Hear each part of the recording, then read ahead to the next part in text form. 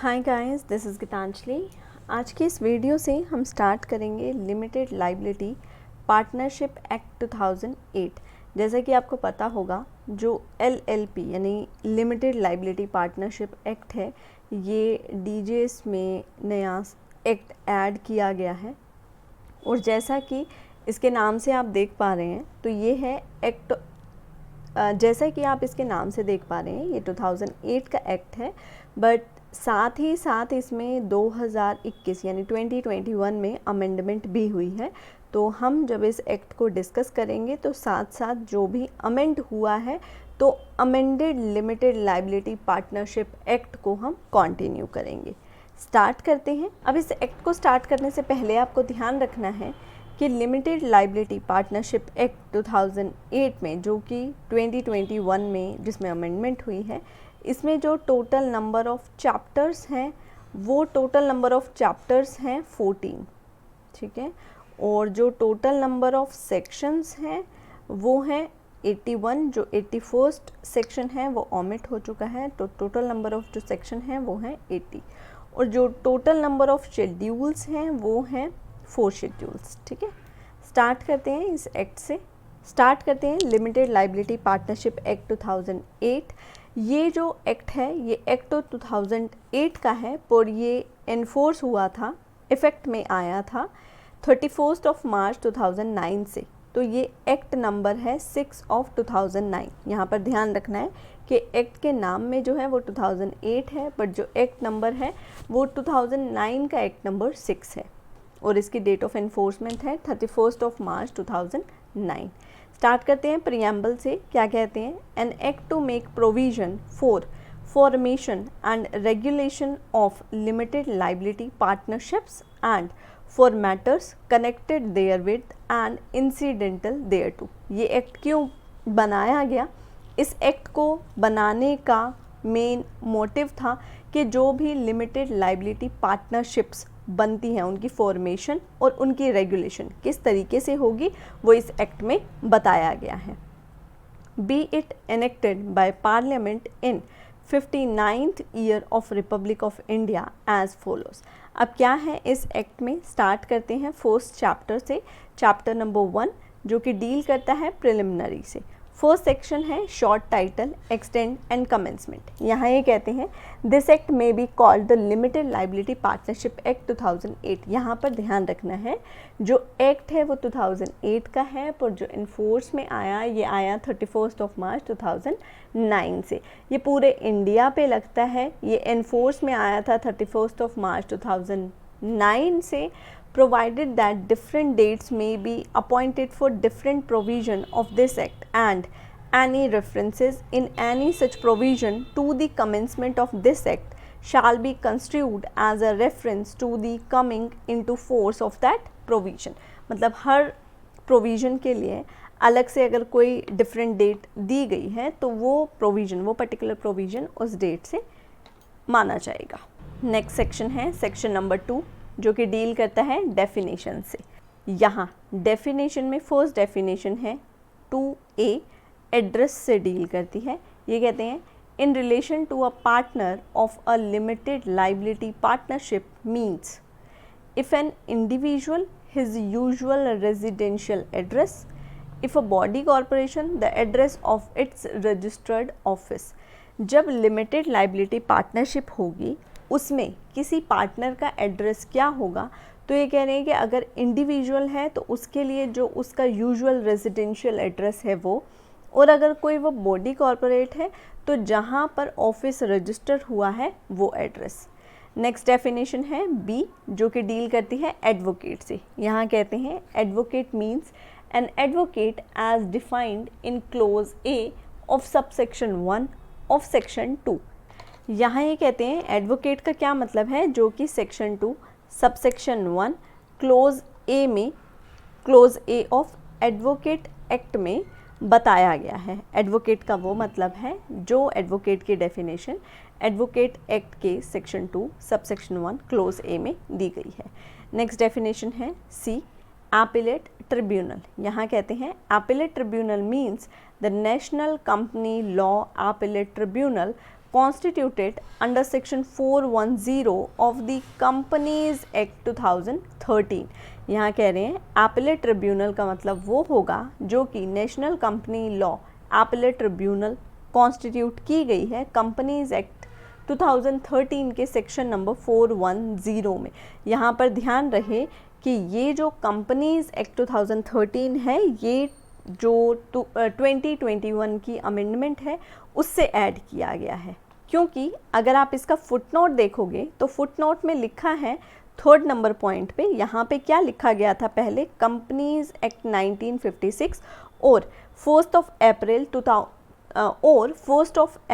2022 से ये इफ़ेक्ट में आया जो अमेंडमेंट 2021 में हुई थी। तो यहाँ पे पहले कंपनीज एक्ट 1956 लिखा था, अब 2021 की अमेंडमेंट के बाद यहाँ पर कंपनीज एक्ट 2013 लिखा गया है। साथ ही यहाँ ये भी ध्यान रहे कि 2021 की जो अमेंडमेंट है ये इफ़ेक्ट में आई थी 1st ऑफ अप्रैल 2022 से। ठीक है, नेक्स्ट डेफिनेशन है हमारी 2D, जहाँ पर डिफ़ाइन किया गया है बॉडी कॉर्पोरेट को। यहाँ कहते हैं body corporate means a company as defined in clause 20 of section 2 of the companies act 2013। Body corporate का क्या मतलब होगा, कंपनीज एक्ट 2013 के सेक्शन 2 क्लोज 20 में जो बॉडी कॉर्पोरेट को डिफ़ाइन किया गया है वो सभी इसमें इंक्लूड होंगे। तो इसकी जो डेफिनेशन है वो वहीं से ली जाएगी। साथ ही ये लिखते हैं एंड इंक्लूड्स, और उनमें ये चीज़ें भी इंक्लूड हो जाएंगी। क्या क्या, a limited liability partnership registered under this act, a limited liability partnership incorporated outside India, a company incorporated outside India but does not include a sole corporate, a cooperative society registered under any law for the time being in force, any other body corporate not being a company as defined in clause 20 of section 2 of Companies Act 2013, or a limited liability partnership as defined in this act, which the central government may by notification in the official gazette specify in this behalf। क्या कहते हैं यहाँ पे कि body corporate का वो मतलब होगा जो कि section 2 close 20 of the companies act में डिफ़ाइन किया गया है।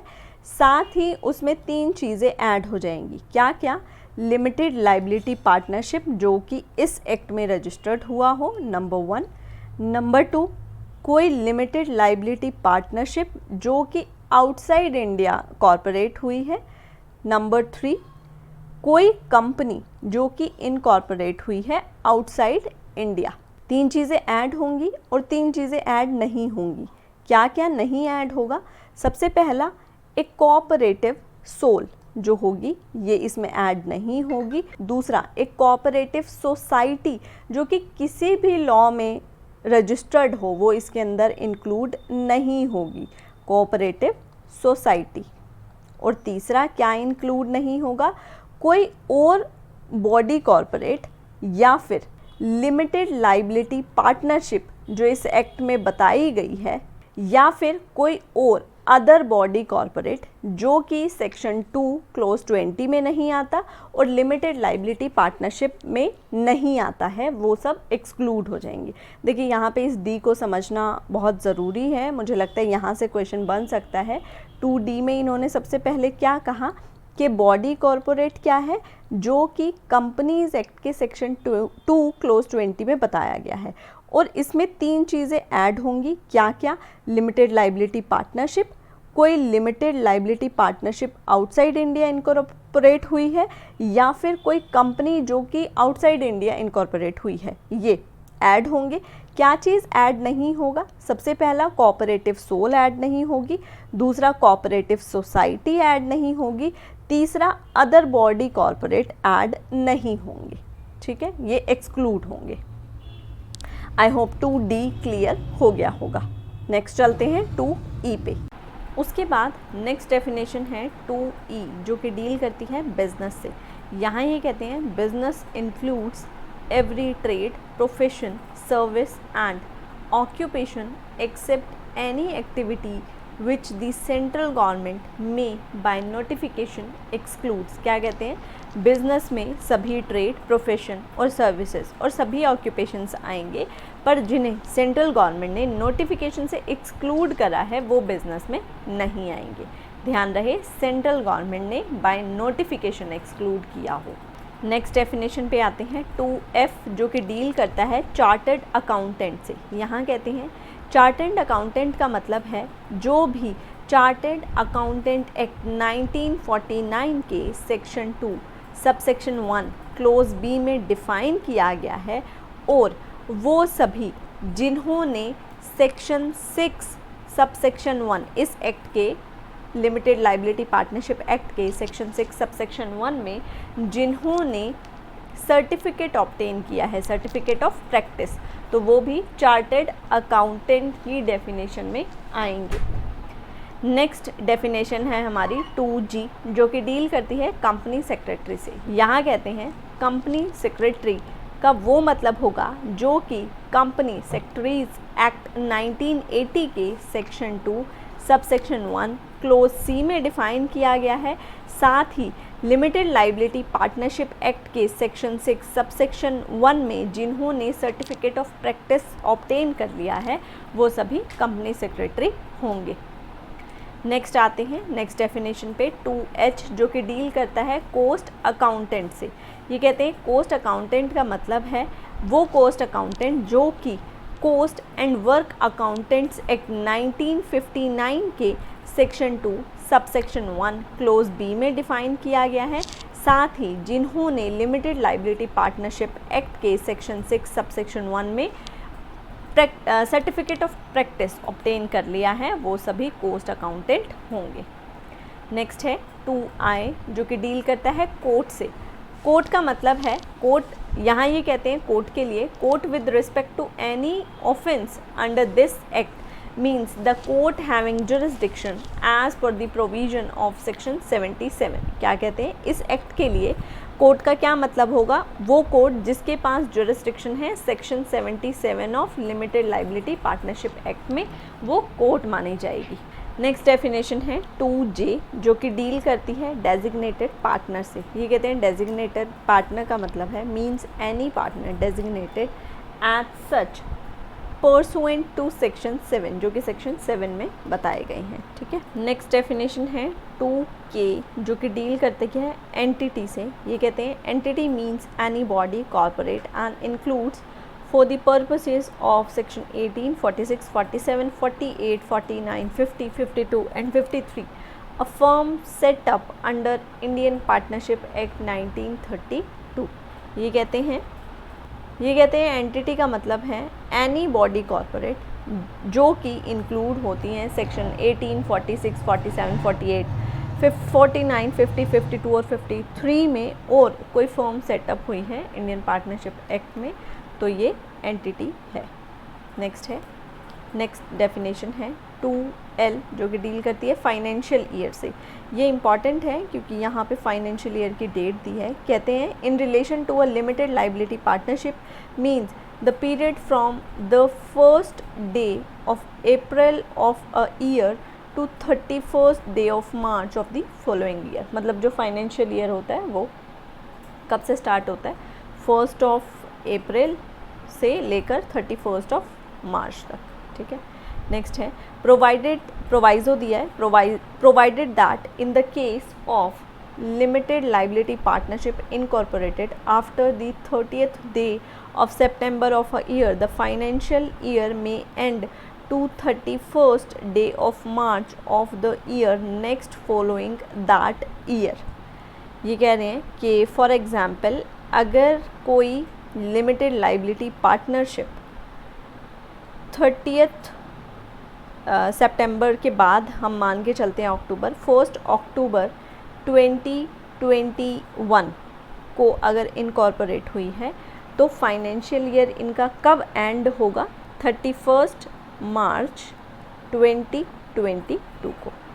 नेक्स्ट डेफिनेशन है 2M जो कि डील करती है फॉरेन लिमिटेड लाइबिलिटी पार्टनरशिप से। ये कहते हैं means a limited liability partnership formed incorporated or registered outside India which establish a place of business within India. मतलब जो ये लिमिटेड लाइबिलिटी पार्टनरशिप है ये इनकॉर्पोरेट या रजिस्टर्ड तो हुई है इंडिया के बाहर, पर इसका प्लेस ऑफ बिजनेस जो है वो इंडिया में है, तो ये कही जाएगी फॉरेन लिमिटेड लाइबिलिटी पार्टनरशिप। उसके बाद नेक्स्ट डेफिनेशन है 2N जो कि डील करता है लिमिटेड लाइबिलिटी पार्टनरशिप से।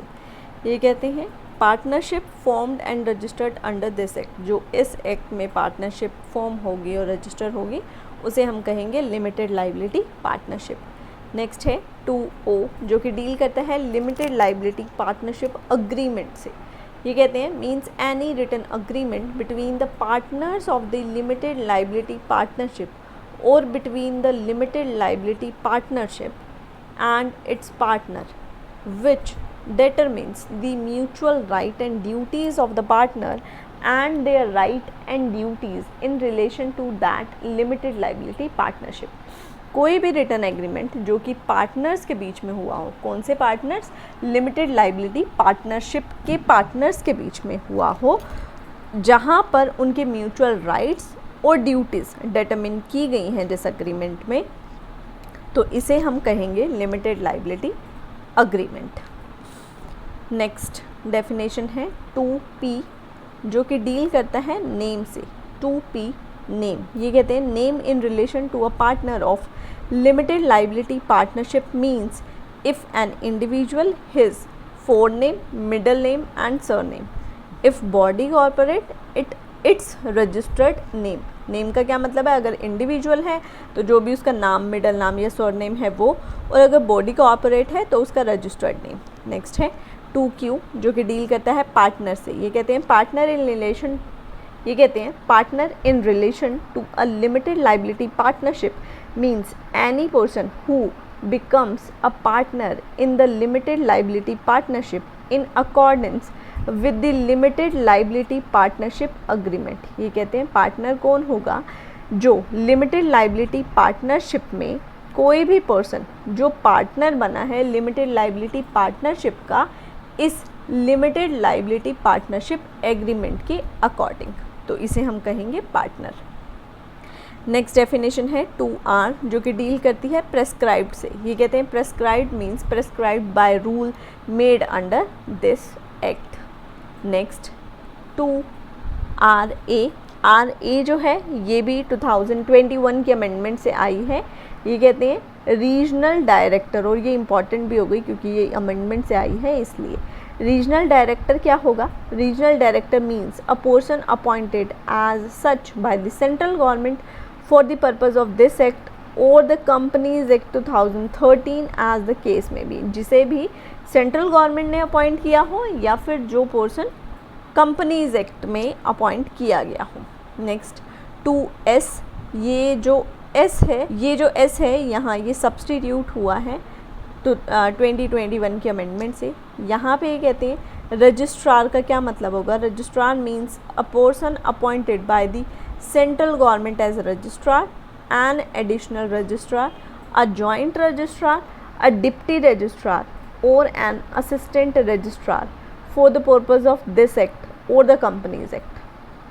कोई भी पर्सन जो कि सेंट्रल गवर्नमेंट ने जिसे registrar, additional registrar, joint registrar, deputy registrar या फिर असिस्टेंट रजिस्ट्रार इस एक्ट के लिए या फिर कंपनीज एक्ट के लिए अपॉइंट किया हो तो वो रजिस्ट्रार माना जाएगा।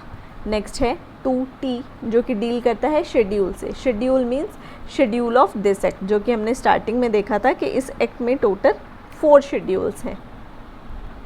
नेक्स्ट है TA, ये कहते हैं ये TA भी 2021 के अमेंडमेंट से आया है। TA small limited liability partnership means a limited liability partnership the contribution of which does not exceed 25 lakh rupees or such higher amount not exceeding 5 crore rupees as may be prescribed। ये क्या कहते हैं, small limited liability partnership का क्या मतलब होगा, जहाँ पे इस लिमिटेड लाइबिलिटी पार्टनरशिप का जो कंट्रीब्यूशन है वो 25 लाख से ज़्यादा नहीं होगा, और अगर हायर अमाउंट करते हैं तो ये 5 करोड़ रुपीज़ से ज़्यादा नहीं होगा। सेकंड ये कहते हैं the turnover of which as per the statement of accounts or solvency for the immediately preceding financial year does not exceed 40 lakh rupees or such higher amount not exceeding 50 crore rupees as may be prescribed। और जो इनकी turnover है statement of account के according ये 40 लाख से ज़्यादा नहीं होना चाहिए, और अगर हायर अमाउंट होता है तो 50 करोड़ से ज़्यादा नहीं होना चाहिए। नेक्स्ट कहते हैं which meet such other requirement as may be prescribed, और अगर कोई और रिक्वायरमेंट लगाई गई है पूरी करने के लिए स्मॉल लिमिटेड लाइबिलिटी पार्टनरशिप बनने के लिए तो वो कंडीशंस भी, and fulfil such term and condition as may be prescribed. Next definition पे आते हैं। नेक्स्ट डेफिनेशन है 2U जो कि डील करता है ट्रिब्यूनल से। ये कहते हैं tribunal means the national company law tribunal constituted under section 408 of the Companies Act 2013। तो ट्रिब्यूनल का क्या मतलब होगा? जो भी national company law tribunal constitute किए गए हैं कंपनी एक्ट के सेक्शन नंबर 408 में वो सभी ट्रिब्यूनल माने जाएंगे। नेक्स्ट आते हैं सेक्शन 2 सबसेक्शन 2 पे। यहाँ ये कहते हैं words and expression used and not defined in this act but defined in the companies act 2013 shall have the meaning respectively assigned to them in that act. जो भी वर्ड्स यहाँ पर डिफाइन नहीं किए गए पर यूज़ किए गए हैं उनका मतलब कहाँ से लिया जाएगा? कंपनीज एक्ट 2013 से। तो यहाँ चैप्टर 1 जो है वो कंप्लीट होता है।